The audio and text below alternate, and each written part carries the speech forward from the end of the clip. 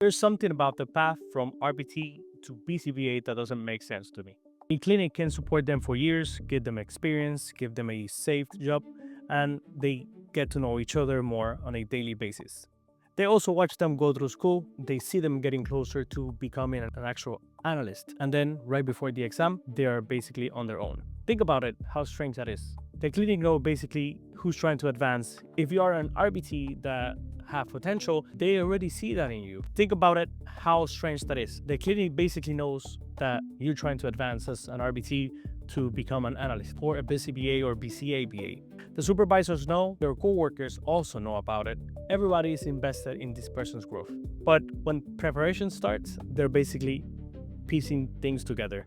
YouTube videos, document, PDF, mock exams, Facebook groups. They basically do not have a structure because they have all this amazing data, but where do they even start? And I personally started wondering, is that the best approach to this specific scenario for RBTs or BCBAs trying to become an actual analyst? Because to me, the obvious answer is, well, the clinic should also help them and be invested as they are being invested in helping their career and growth in this case. Except I don't think that's the answer either. And that's where things get interesting. I actually don't think that an ABA clinic should become an exam prep because they already have a lot of on their hats. Supervisors shouldn't even be looking at what a specific student was studying last night or keeping track of basically their exam. A clinic shouldn't be looking at that data. The student should be. What I'm trying to say is basically the student or the future analyst shouldn't be looking for information. They should be getting that information and that should be handed to them. A structure and a system that may allow them to just succeed rather than keep looking for more information. Because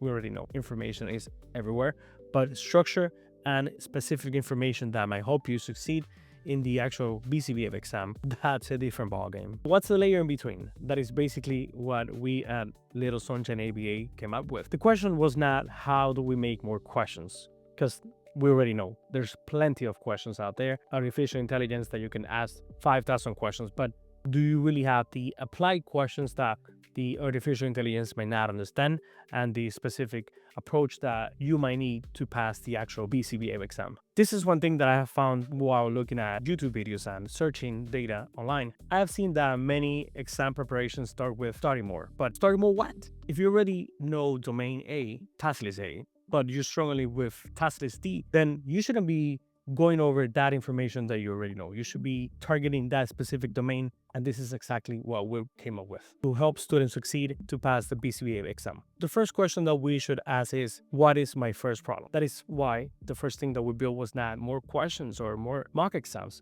It was basically a diagnosis that would allow you to know where do you have a specific weak spot so you can actually go there specifically and start right exactly where you need, not starting from domain A or task list D when you already have domain D polished. And that way you have a structured path, not just more questions overall. So basically the candidate comes in, takes a diagnostic, and now the conversation changes. Instead of I hope I'm ready, we can start asking, where am I weak? What deserves more time? Why am I comfortable already with? And now actually preparation can become targeted.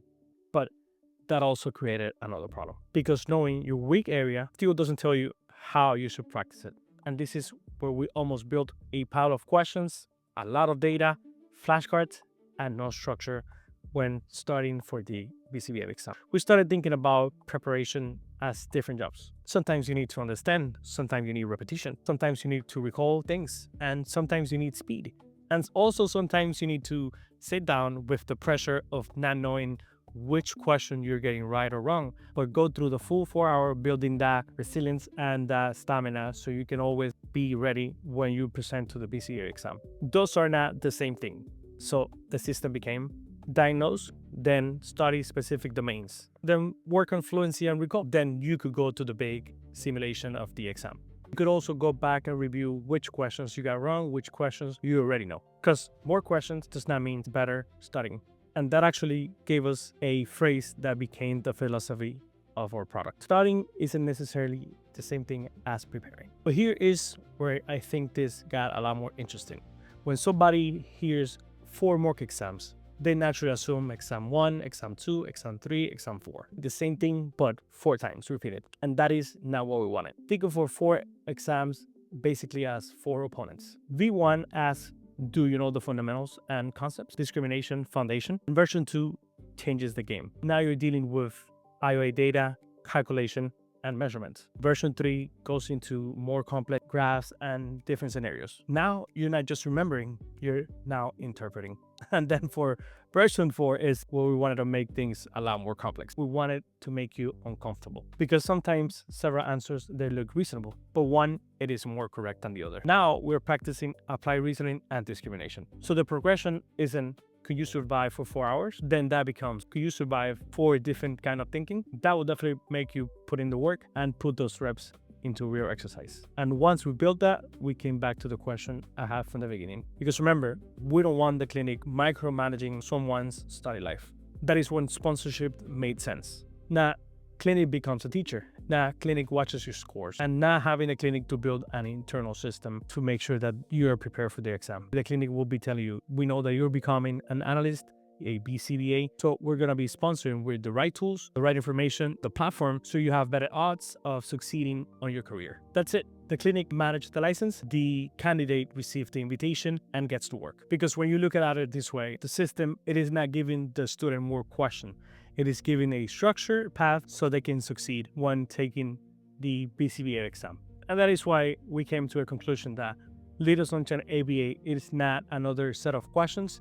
It is a full prep system for BCBA students trying to succeed with a full system that will allow them to be more ready than any other system out there. Because remember, I am personally building this system, but Sandra, it is our BCABA mastermind behind all these questions that our students are using to prepare for their exam. So now you can go back to that person that we started with. Imagine the RBT preparing. Everyone is making sure that they have everything in place. And the clinic says, here, we have the right tools so you can prepare. We know that you're preparing for this exam, so here's everything that you need, rather than, hey, go find it and figure it out for yourself. At the same time, that also creates a better harmony at work. Imagine your clinic is sponsoring you. You are basically working for them. You're getting paid. They're making sure that you succeed and you have the right information and the right tools. That makes an ABA clinic even more successful. Imagine you go to an environment that they care for their employees. Not only they pay you to be working at their clinic, but they give you the tools to succeed in this stage that you're at right now. If you're running an ABA clinic or you're an ABA business owner, you already know who's preparing to become an analyst. Please